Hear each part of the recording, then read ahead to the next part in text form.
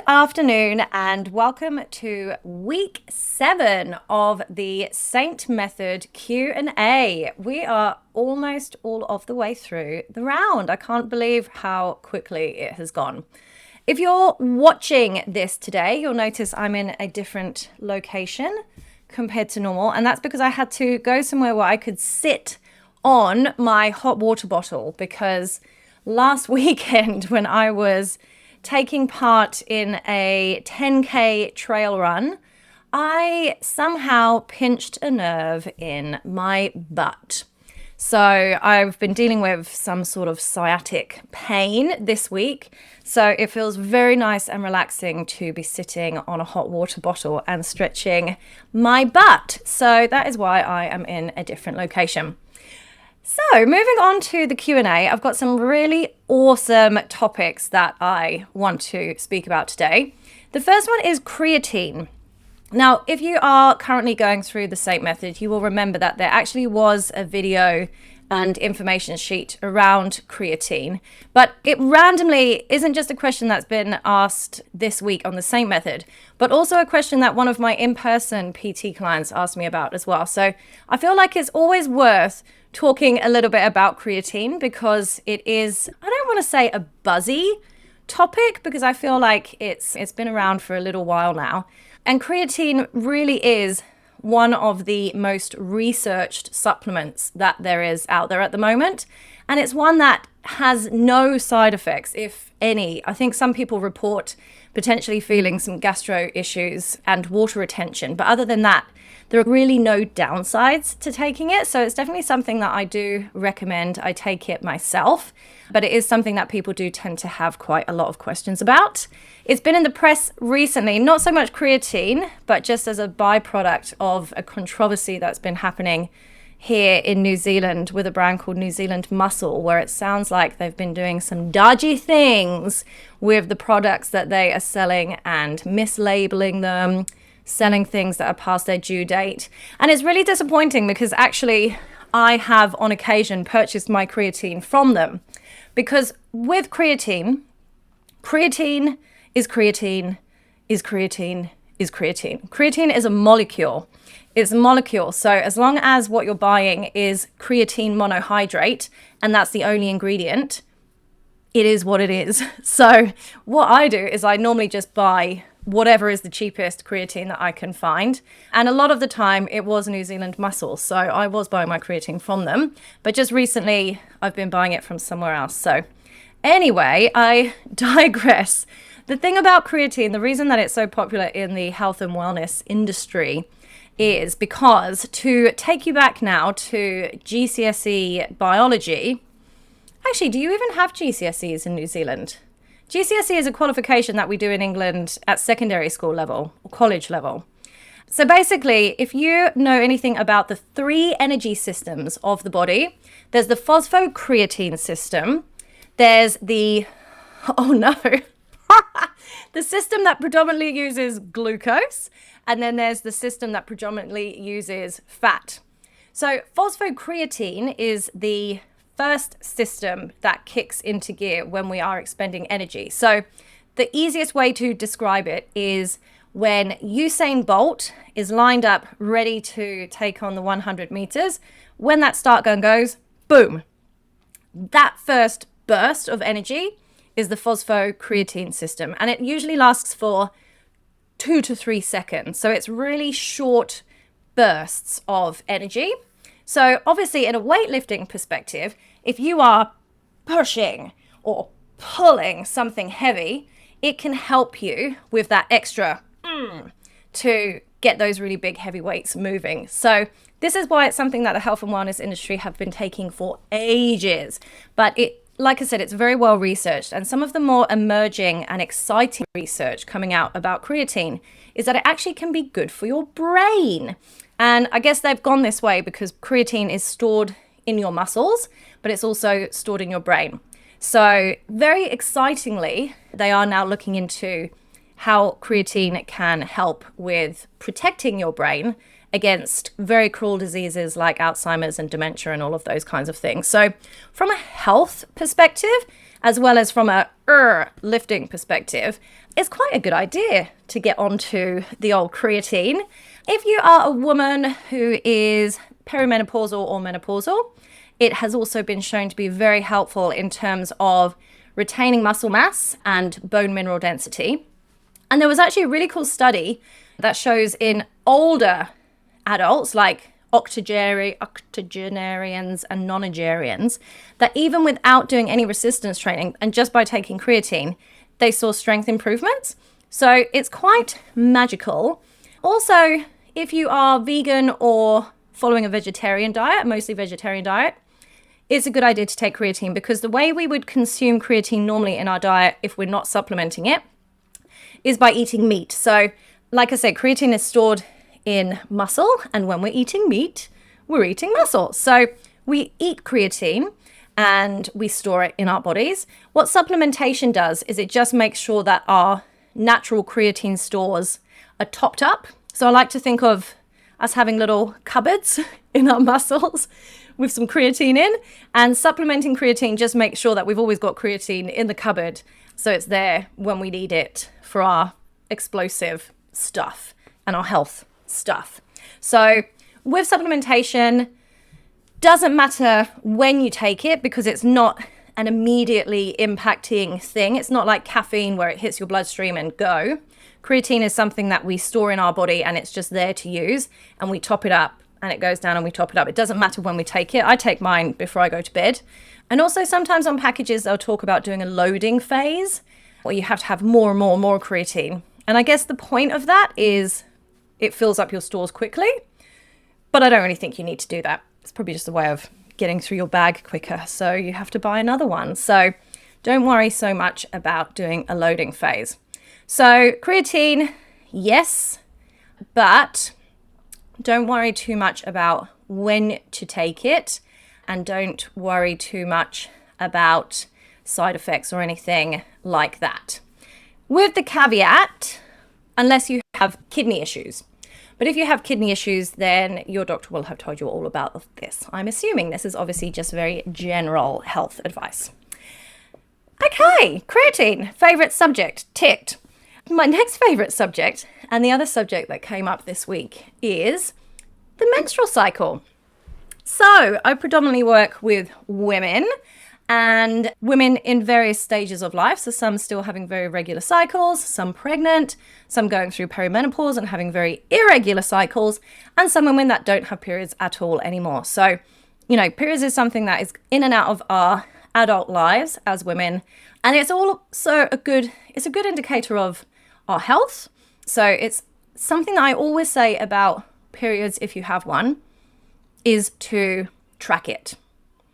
Know when your period is coming, so then you will know when it is not regular or not right or different.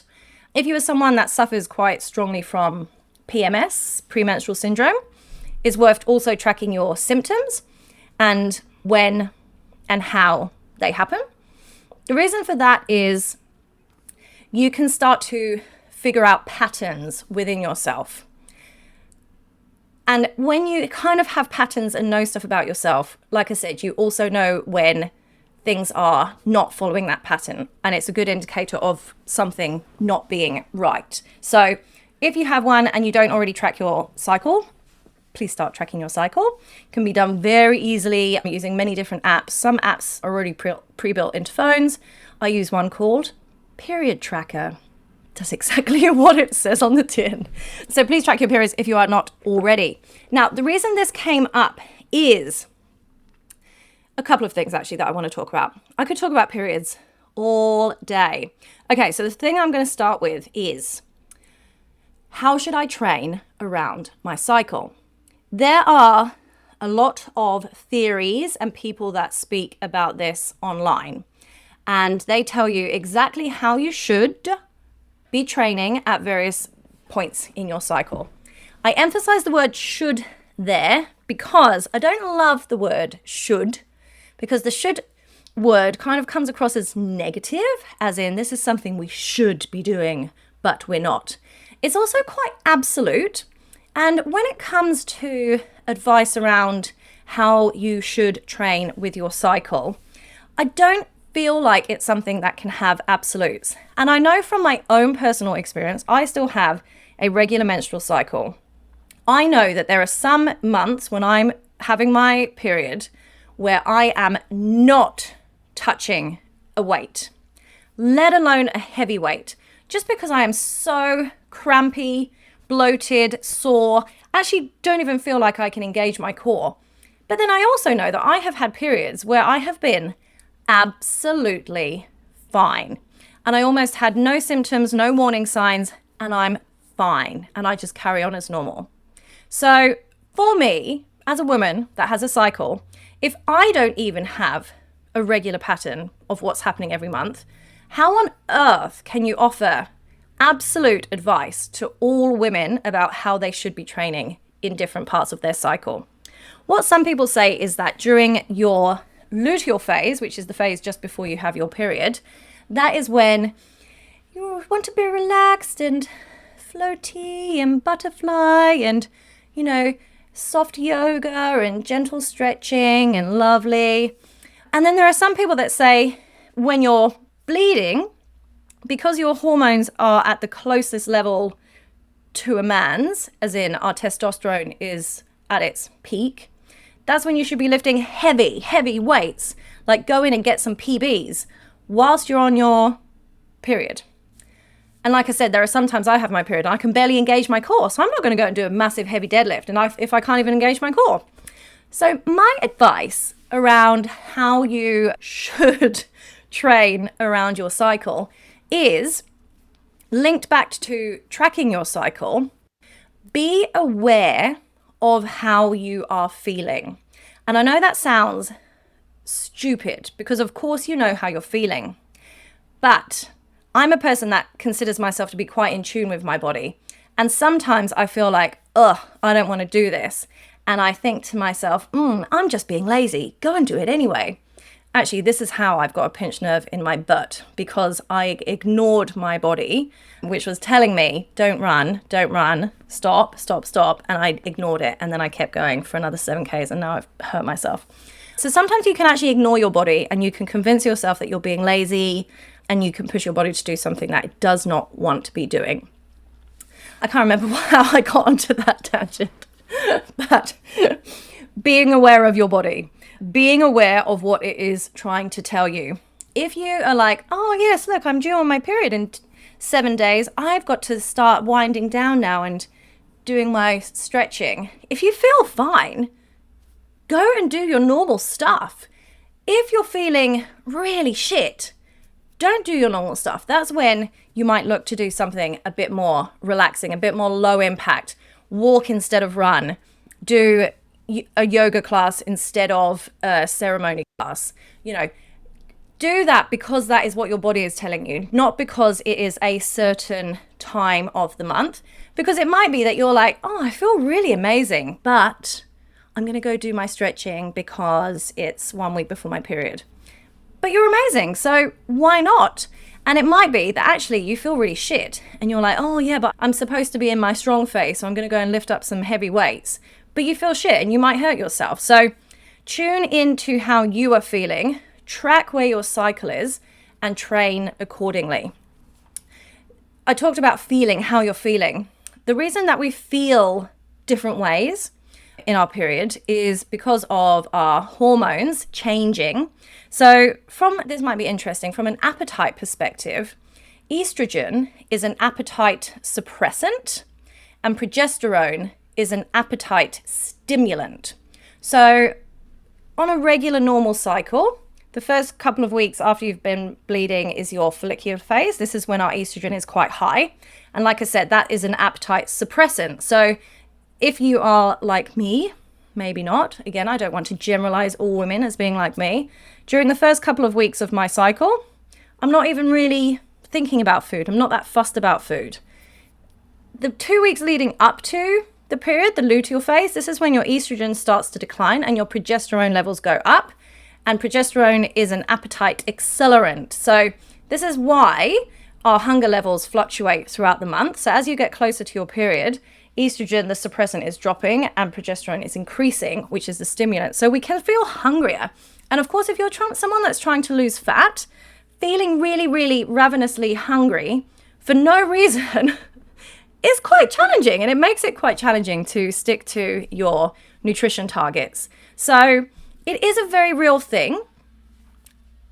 I guess how you react to that is, individual as well. You might be someone that has real strong willpower and says, no, I am craving this so bad. My tummy is rumbling, but I know that it's just my period and I'm not going to go for it.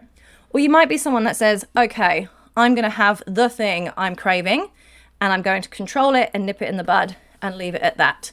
It's as we've discussed in previous podcasts, it's the continued kind of overeating and everything's off limits that causes the problem, not just giving into one craving. But again, this is one of the things that can often derail us because we're going so well, everything's fine, yay, boom. Suddenly now I can't control myself around food. So the hormones have a real part to play in that, as they do in our energy levels and in our mood levels as well. One of the very telltale signs that I'm about to come onto my period is that I get real angry sometimes. So that's definitely a sign for me that I am due on my period. So it can really affect your mood. And if you're in a real shitty mood, and if you are in a very low energy mood, of course that can make it more challenging to go and do your workout or go out for that walk or do the things that are your healthy lifestyle behaviors. So it's hard to be a woman. It's really bloody hard.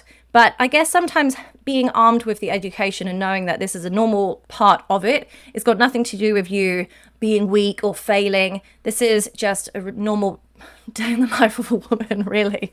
But sometimes I guess knowing this, knowledge is power. So that wasn't really answering a question, but it was more, please, my overriding message there is please check in with yourself and how you are feeling in regards to your cycle and make sure that you are tracking your cycle so you know where you're at.